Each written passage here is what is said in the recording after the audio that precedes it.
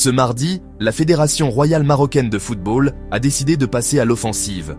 La FRMF annonce officiellement faire appel des sanctions prononcées par la Confédération africaine de football après la finale explosive de la CAN 2025 face au Sénégal, disputée à Rabat.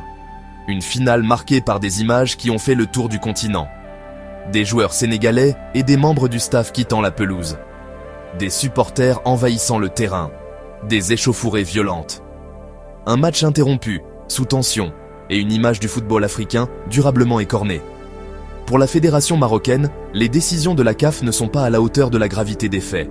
Dans un courrier officiel adressé à l'instance continentale, le président de la FRMF estime que les sanctions prononcées ne reflètent ni l'ampleur des incidents, ni leurs conséquences sportives et symboliques. La CAF avait pourtant tranché. Suspension pour Achraf Hakimi et Ismaël Sebari. Amende lourde contre la fédération marocaine, liées au comportement des ramasseurs de balles, à l'intrusion dans la zone VAR et à l'utilisation de lasers en tribune. Et surtout, rejet pur et simple de la plainte marocaine visant la fédération sénégalaise.